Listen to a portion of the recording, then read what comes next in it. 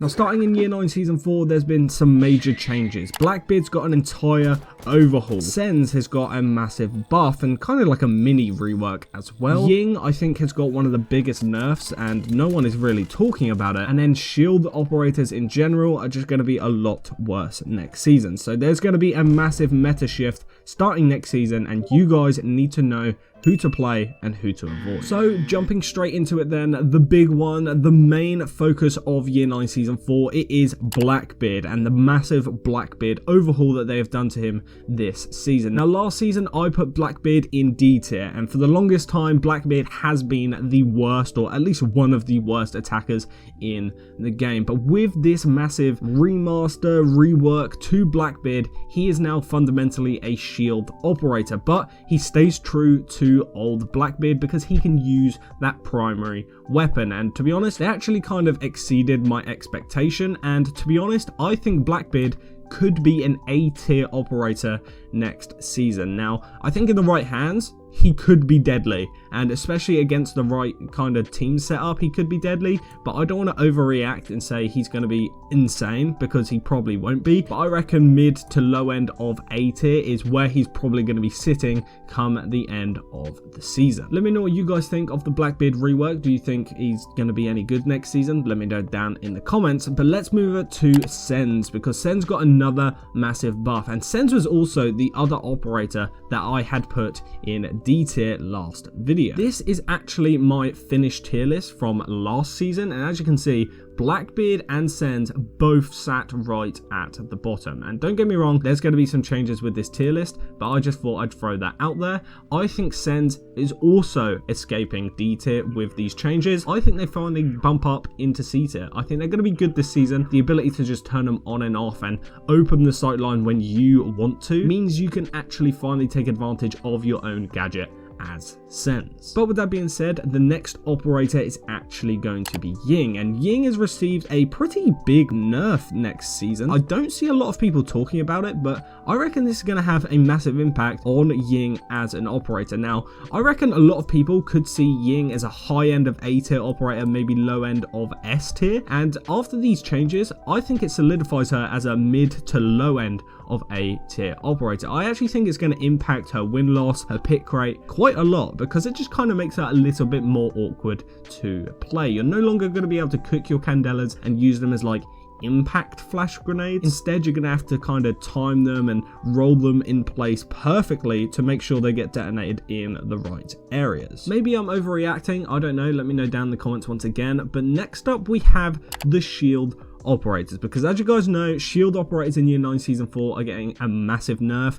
They no longer do any melee damage, which is a massive L for you shield mains out there. But I think the shield meta in general needed to be nerfed. I mean, since the shield rework come out, these three operators' pick rate has gone through the roof, and to be honest, if you have all three of these on one team all playing coordinated, this is essentially unstoppable. So I think something needed to be done. I'm glad it was done, because I think all of the shield operators now are going in B tier. I think they're all perfectly balanced according to Ubisoft now. I think since the shield rework come out, these two were probably in A tier, but I think they now drop down into B tier. But let me know what you think. Now, with that being said, let's talk about some of the operators that got changes in the mid-season patch, because I haven't done a video since the start of last season. As you guys know, Zero has now had 6 cameras available to him and his gadget for the remainder of Year 9 Season 3, and to be honest, I thought Zero was already in a pretty good spot. In fact, I'm pretty sure I put him in A tier last tier list. In fact, yes I did. I put him right here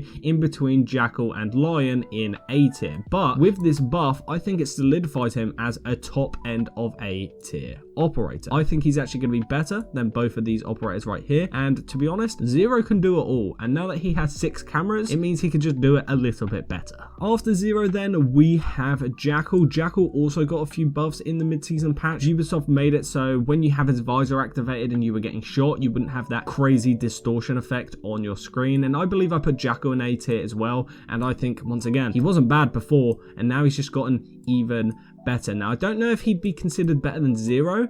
I think he probably would be, but I don't know. All of these operators right here, I think are going to be a solid option on almost every single map next season. Next up then, we obviously have Callie. Now, I put Callie at the low end, or high end, sorry, of C tier in the last video, and since then, they've made major changes to the trail of her sniper bullets, and to be honest, I don't think it affected her much. I think she's still quite underpowered. I think once she enters the building, she's also not very good. So I'm actually going to drop her below Sens for this video. And there is a high chance actually that she might be the worst attacker in the game right now. And I know she has a one-hit weapon and that is very strong in Siege. But when you think about it, every weapon in Rainbow Six Siege can one-hit if you hit a headshot. So what is the point of her sniper? After Callie then, we have Zofia. Zofia was at the high end of B tier in my last video. And since then, she's got her breach charges removed and got hard breach charges instead. And to be honest, I think it just bumps her up a tier. I think she is a lot better now that she can also go through reinforced walls, and it kind of allows you to play a little bit more flexibly as Zofia, and it kind of gives you a reason to play Zofia over operators like Ash, for example, or even a Buck in certain situations. Zofia is just a much more complete operator with hard breaches. Zofia is an operator that I don't really play all that much, but I need to start playing her because I genuinely think she might be an A tier operator this season. And then the final operator to get changes in Year 9 Season 4 and the mid-season patch of last season, it is Ayana, and they made it so you can just use her clones a little bit more. I believe she was in A tier before. She's still in A tier. It didn't actually make as big of a difference as I thought it would. But with that being said, let's go through the rest of the operators. I think Ace is still probably an S tier operator. He's like one of the best operators in the game in my opinion, because he's a hard breacher who can do exterior walls pretty well, but once you get inside the building, he can do interior walls as well as that. And he has the AK-12, which is just a great primary weapon in general. Amaru, I think, probably still deserves C tier. She's still not that great of an operator. I actually have a few ideas of how you could buff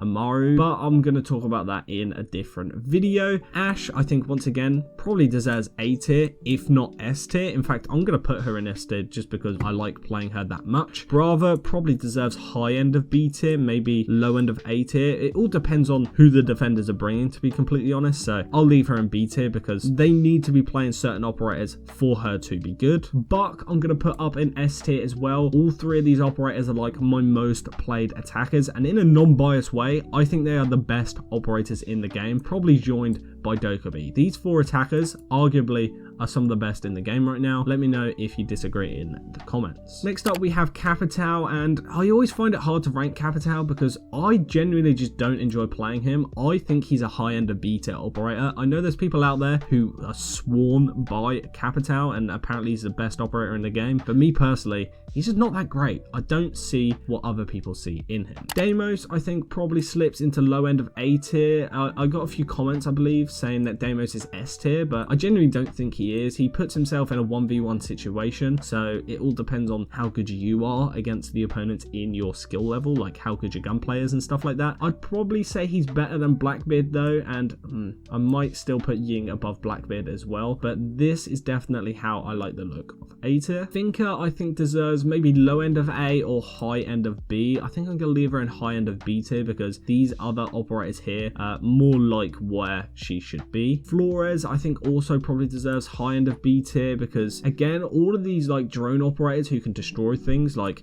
Twitch, Brava, and Flores, I think all of them do the same job but for different types of gadgets. So Flores is the only one who can destroy deployable shields. Brava is probably best for any operator like Capcan or anyone with, and then Twitch is probably best for dealing with like Bandit and Kaids and stuff like that, you know what I mean? So it all depends on who the defenders are playing. But with that being said, the next operator is going to be Glaz. Again, I find it so hard to put Glaz anywhere higher than C tier, especially with the fact that he no longer be useful when playing with Ascends. These two operators used to go quite well together, but obviously now they don't work together at all. So indirectly, I guess it's kind of like a nerf to Glaz. And one thing I talked about in one of my previous videos is I think Callie and Glaz should get maybe like an extended mag attachment for their SMGs to kind of make them a little bit better once they enter the building. But then again, that might be a little bit too overpowered, so I don't know. Next up then we have Gridlock. I'm going to put Gridlock low end of A tier. I mean, she is very, very good post-plant situation, to be completely honest. And other than that, she does have a decent loadout and she's just good overall. She's a little bit underrated, so I don't know. I just like her. I think she deserves A tier, but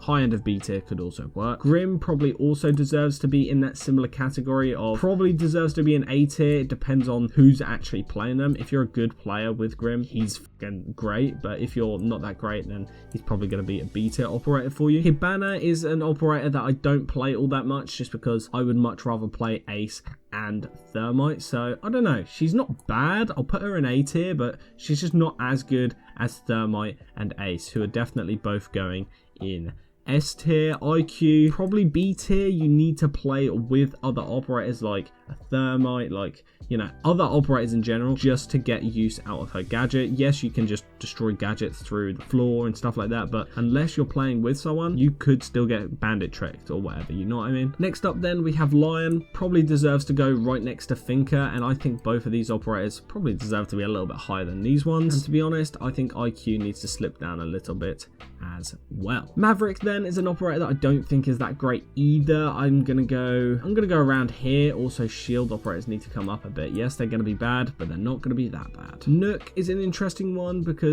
I think she's B tier, probably the middle of B tier. She's not that great in my opinion, and I don't know if there's all that much that Ubisoft can even do to buff her at this point, or even to nerf her. Like, she's just in a medium place right now. Nomad is an interesting one because she's good solo queue, but other than that, she's an okay flank watch operator. I guess she does deserve to be high up in B tier, but you know, you can get this job done with just anyone else who's a flank watch operator as well. As for Osa, she's definitely on the low end of B tier. The fact that she can be countered by a C4 or an impact grenade and then just immediately killed straight after. She's one of the easiest operators to counter, and when you do counter her, she relies way too heavily on her shield, so you can just get free kills. Ram, I think, is a good operator as well. Probably deserves to be up in A tier. I'm gonna go around this area of A tier as well, and I'm gonna zoom out a little bit there for you so you can see the next operators. But Ram is a good operator, good loadout, good gadget. So Sledge kind of got indirectly nerfed with the Blackbeard buff because technically these two are in competition for the same job now.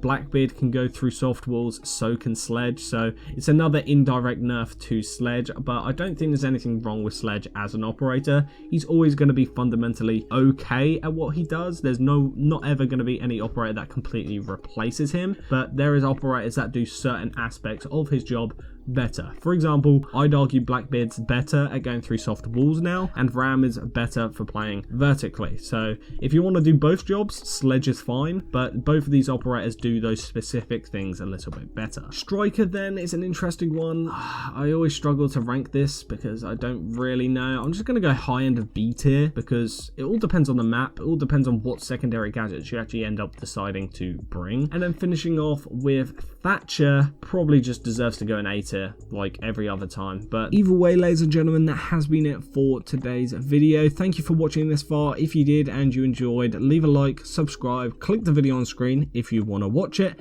and I'll see you guys over there.